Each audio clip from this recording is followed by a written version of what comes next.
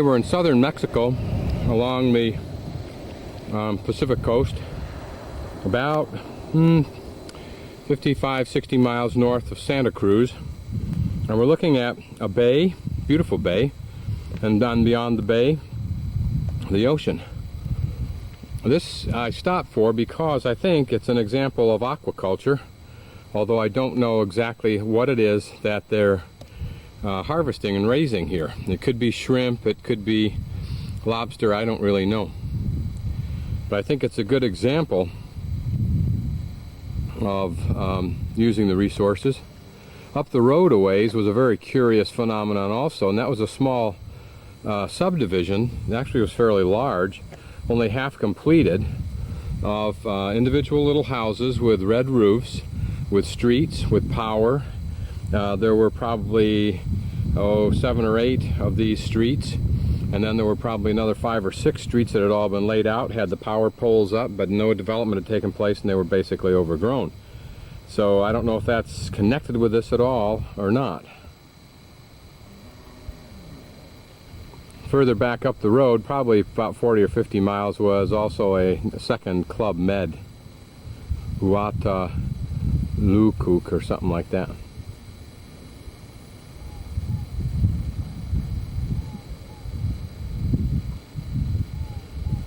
Road's pretty bad, but it was under construction in a lot of places, so I assume on a 3 to 5 year plan these will be pretty outstanding roads.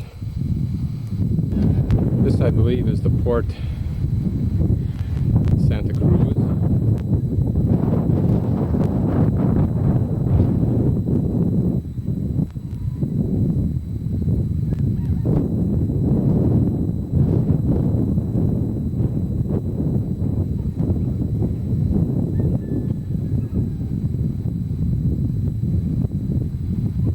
We're looking south from here. This is a view looking north. Rather spectacular bay. I can easily imagine it someday, believe it or not, being a resort area, with that area right there just completely filled, wall to wall with big hotels. Who knows?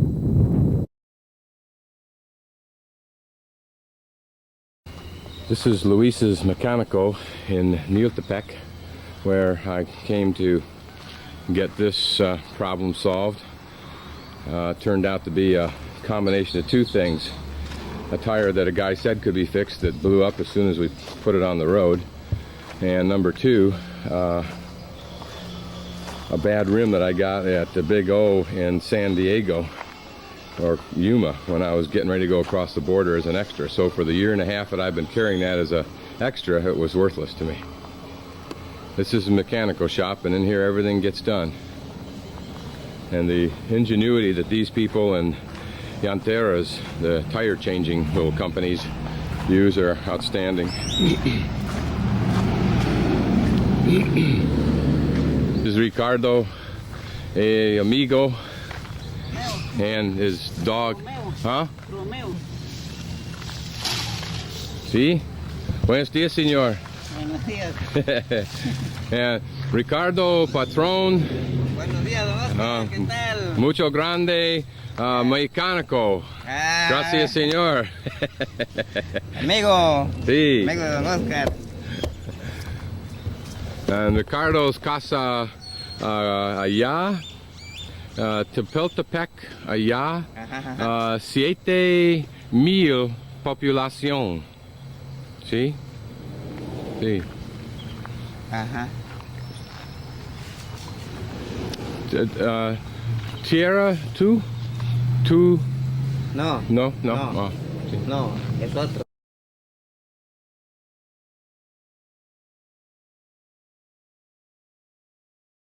Ah.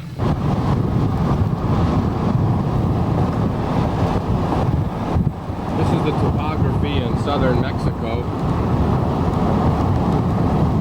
It looks pretty scrubby, and it kind of is. This is a little tortilla era, and Peggy can repronounce that for me, amahi.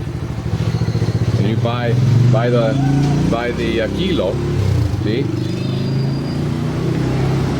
And this is the machine. This mixes it here. See, mixes it. Then go down through here, cooks. See, through here, and then out here. Then it comes back out here. So all the tortillas that you see in this whole community, in this whole area, will be made probably by this machine. You can see all the flour or the corn maseca over there that will be used for it. And this is where everybody buys there, so they don't have to make it themselves. Be the equivalent of going to the grocery store all the time to get bread. So we're now at the tortilleria. This is the tortilleria. And this is Patron. And they sell the tortillas by the kilo. Gross? 250. Por mía. Bueno. Sí, por mía. Aquí. Sí. 1 kilo? Bueno. Sí. Then you see in top up here goes the, well, let's start over here. You look in the flour that will be used to make the tortillas. See.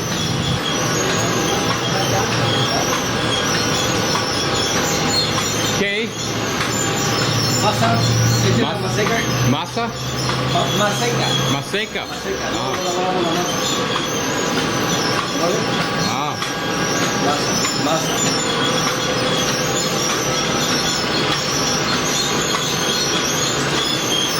Oh, they cook in here.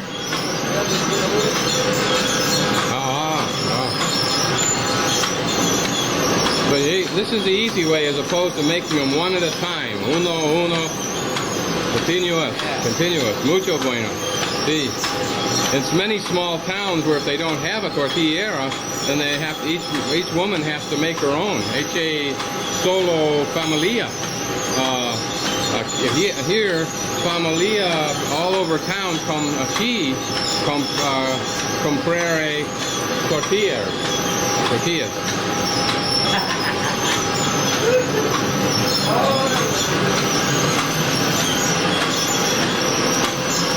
Now when they come out here, as you can see way down there, they're coming out, they're already cooked.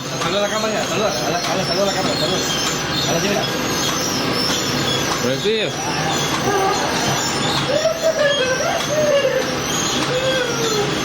Then she picks them up. Now if she wanted to, she could just let them slide down here. In theory they would form into piles, but she doesn't. And then he puts all the final ones over here. They're nice and calor. Sí. Mucho bueno.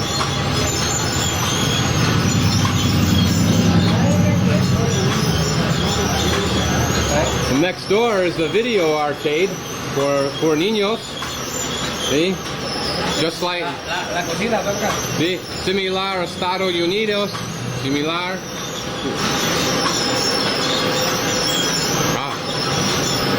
La harina, aquí se almacena la harina. Aquí está el almacenamiento, el almacén de harina, vaya, se puede decir. Una pequeña bodega que está acá. Este es el comedor de los... Este es el comedor. Comedor, sí. Sí. ¿Casa? ¿Tu casa, eh? Bueno. Buenos días. Esposa. Buenos días. Por mi estudiante Estados Unidos. Sí. Lunch? Comida for two? Bueno. We'll get one last little bit here. You can see how it rolls down here. By now they're already cooked. They'll roll up there and they'll cool. Notice how they're puffed up? And then they're puffed up like that, and then they'll flatten out by the time they get to that end up there. This is my campsite for tonight in Puerto Arista. Offshore breeze that's sweeping right into the van. Here by myself. It's a Sunday night in Mexico, so it'll quiet up pretty quick tonight. I don't think I'll go down to one of the restaurants for dinner.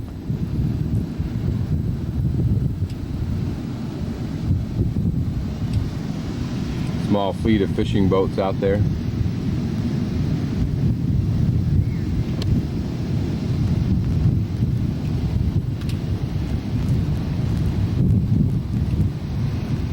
idyllic place to sit and spend the afternoon reading and then do some typing writing tonight in my computer.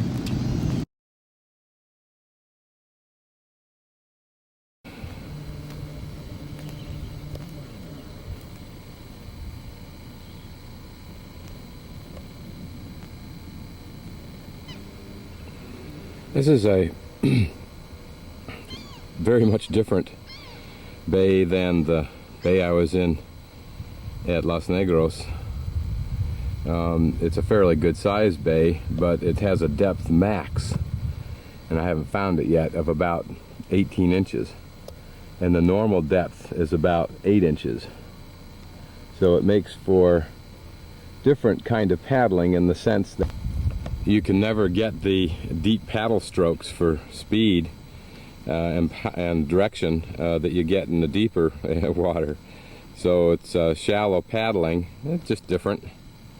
Also, the vegetation is not as profound, as tall or as lush.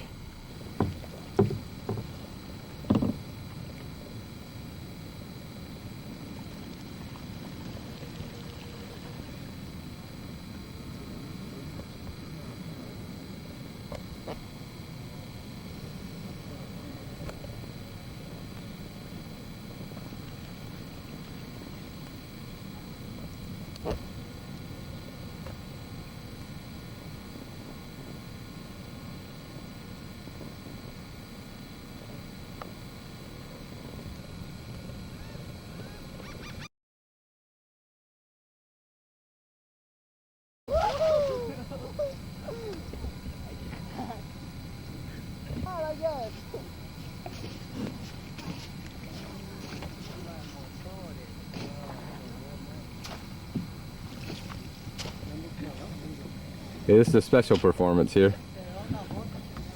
You'll see how he gets this rig set up. Notice he holds a large cord, long cord that I think is the center of the net, and then he'll carefully prepare this thing.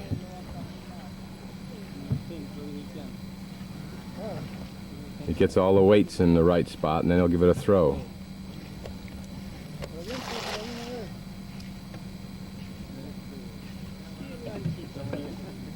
And I think as he pulls it like this, it brings the weights together down at the bottom, and that brings the shrimp running ahead of the weights until they get caught in the net. So actually the net looks more like a starfish hanging down. So somewhere down the bottom is where it will all be. There's a weird looking fish that I'm tracking right now that looks like it's a frog moving, but it's actually a fish about 8 inches long. And when it gets bummed out and scared, it starts to move across the surface of the water. That's one right there, if it'll do something when we go by.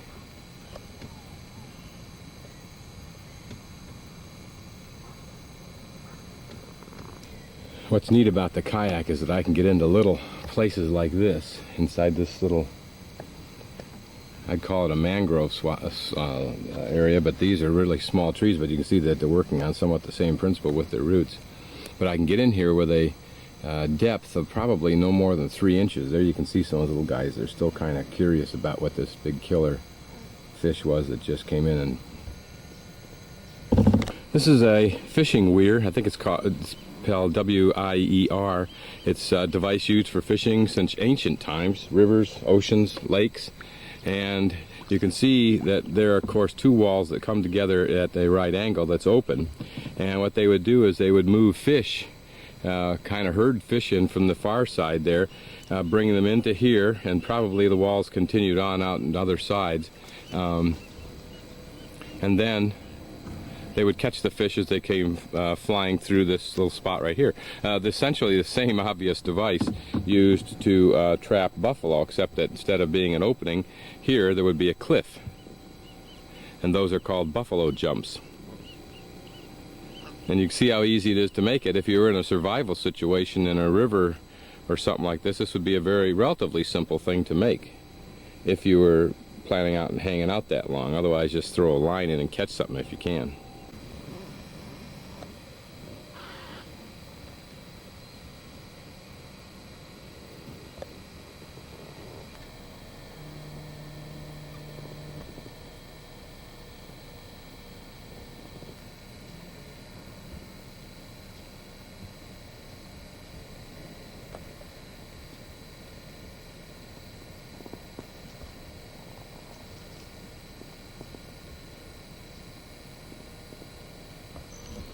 I don't know what this little herd of guys over here is. Some kind of a shorebird.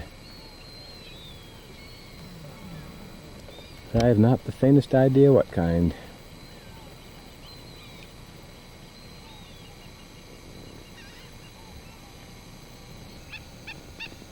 These are oyster catchers. I'm not sure which one they are. But two herds of them were apparently intrigued with me because they all just landed here at one time. I'm in probably about 3 or 4 inches of water, which means I'm probably going to be poling a while to get out of here.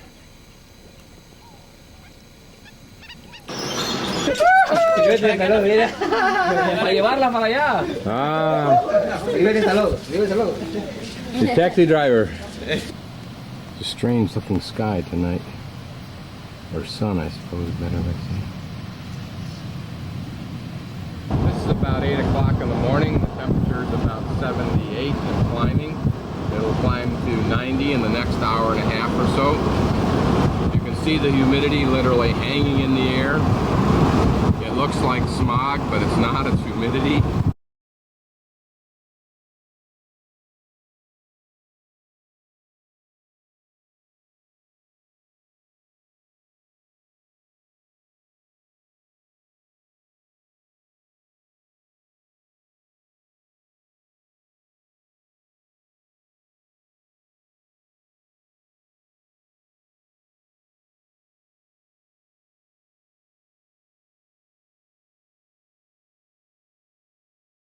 This is Daniela, and this is Becca, Yeah. and her Nino,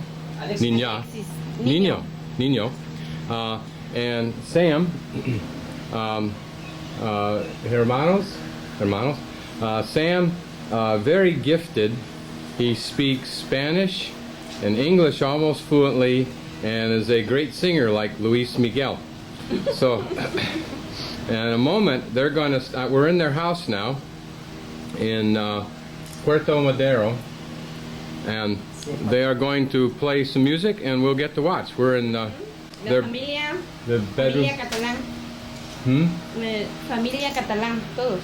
Catalan. Catalan. ¿Qué Catalan? Apellido. Apellido. Sí. Last name. Oh. Name is Catalan. Catalan. Oh, you told nosotros. Nosotros. Catalan. Catalan. Bueno.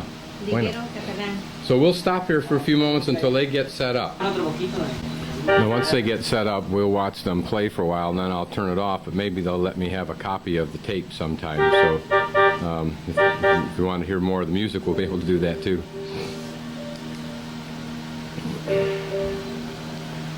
This is in a town called Puerto Madero, which is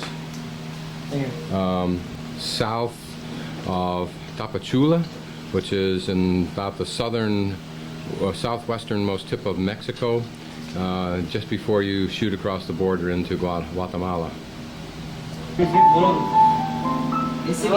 And this is Father Andreas, Dad, and he was going to sing, but I think the kids are saying no, you can't sing because we're going to tape it. But he is Father, so he may end up singing anyway.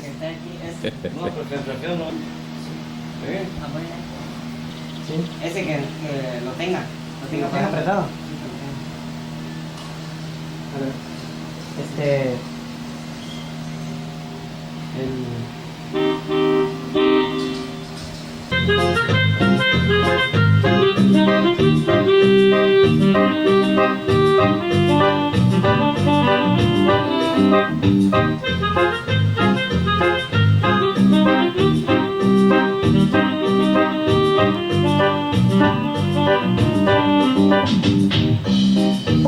Yo vuelvo a recordarla cuando quise a esa mujer, recordando mi experiencia, Señor.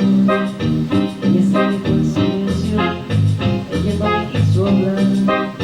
Si ella no me yo sufría tanto. Tú sabes cuánto la quise, tú sabes cuánto la amé. Yo era más un pañito, todo el cuerpo no vas a ver. Tú sabes cuánto la quise, tú sabes cuánto la amé. Yo era más un pañito, todo el cuerpo no vas a ver.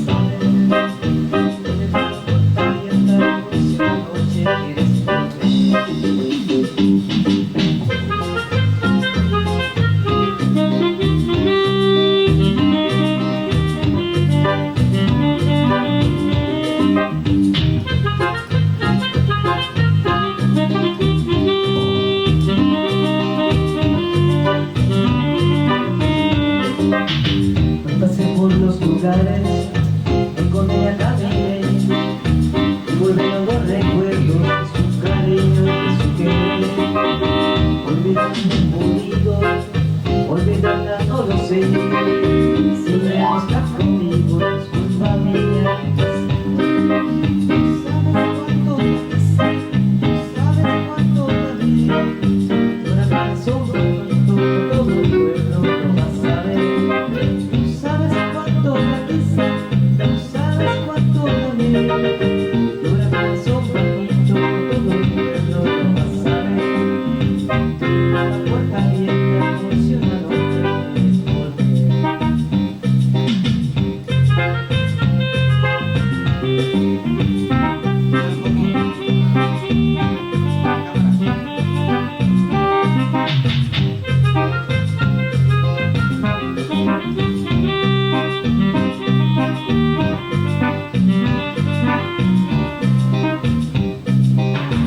Pasé por los lugares que con ella caminé y vuelven los recuerdos de su cariño y de su querer. Olvidarla no he podido, olvidarla no lo sé. Y si ella no está conmigo, es culpa mía, ella se fue. Tú sabes cuánto la quise, tú sabes cuánto la amé. Y una canción bonito, todo el pueblo lo va a saber. Tú sabes cuánto la quise, tú sabes cuánto la amé. Una canción bonito, todo el pueblo lo va a saber. Deja la puerta abierta por si una noche quieres volver.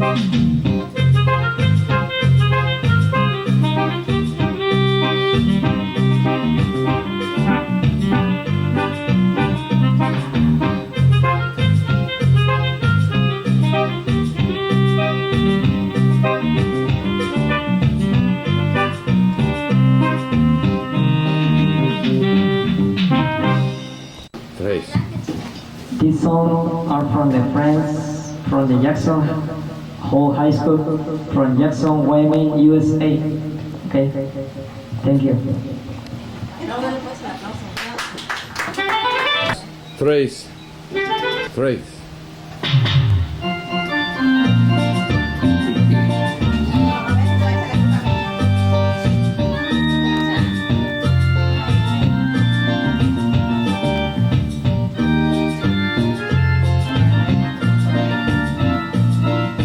Sé que tienes algo, amor, para algo te deseo lo mejor.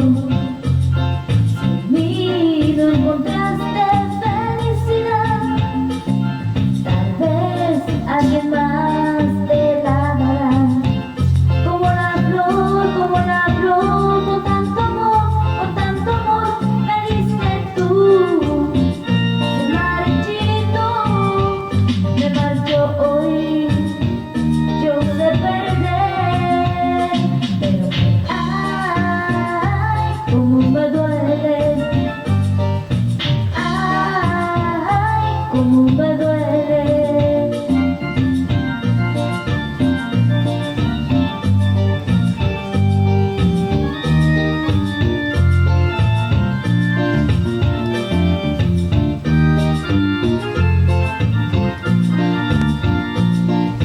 Vieras cómo duele perder tu amor.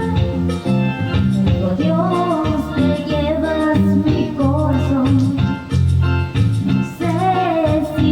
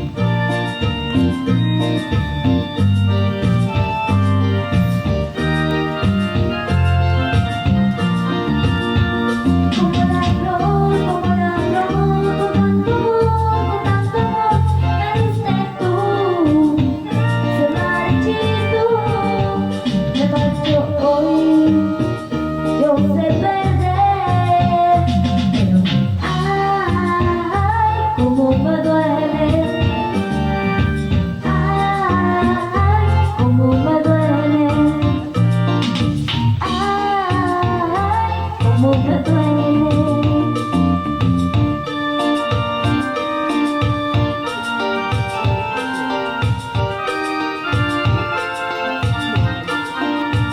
Señora es Mama Rosario Catalan. Rosario Catalan. Gracias. 1, 2, 3.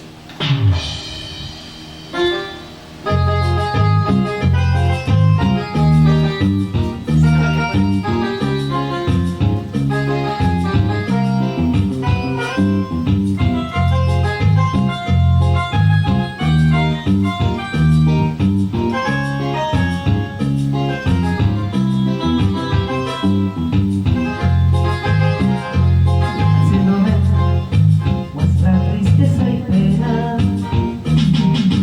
parece un alma buena, pero solo Dios hacerlo ver, sin luz y sin consuelo.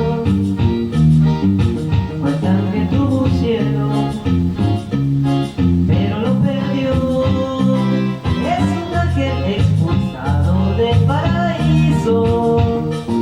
Es un alma que no alcanzó perdón.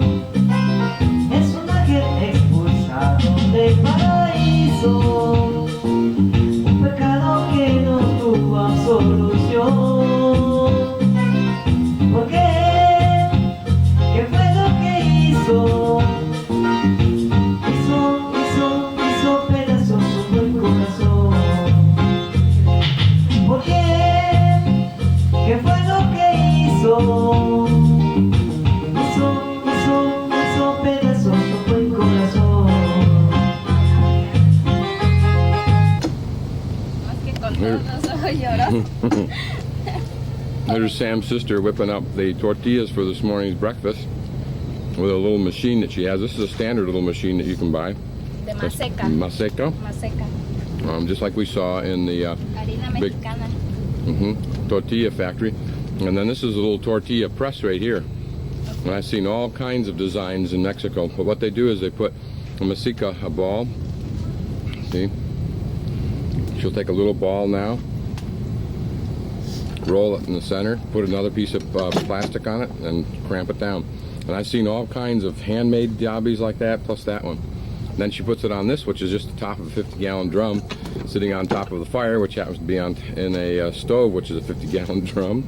And that's breakfast, along with some salsa and maybe some frijoles. Frijoles? Sí, frijoles. Frijoles. Sí, frijoles. Queso. Queso? Ah, bueno. Cheese.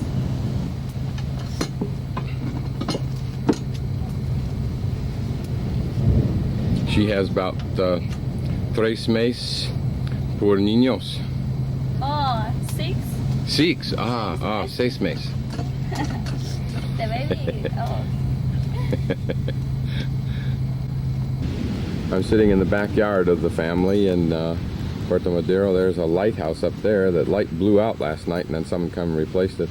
They actually operate it by running a generator or some kind of engine during the night. And now this is for Peggy, Ronald.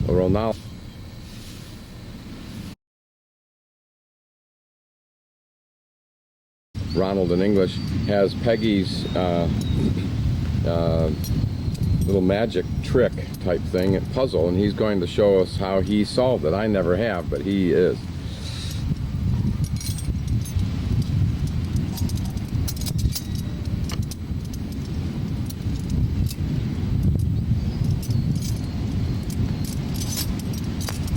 Yeah, there it is. And it's almost as hard putting it back on as it is getting it off. You're going to retorne? Gracias. An unfortunate duck has just been chosen for dinner.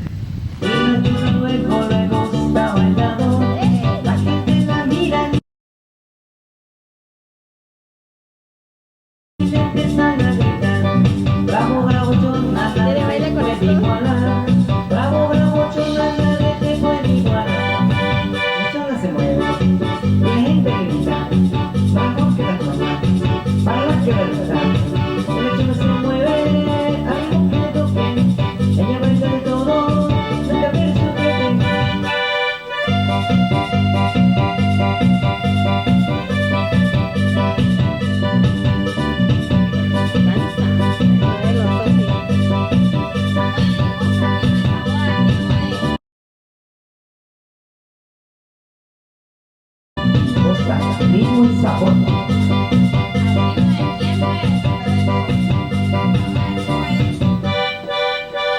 Contaré la historia de una famosa persona.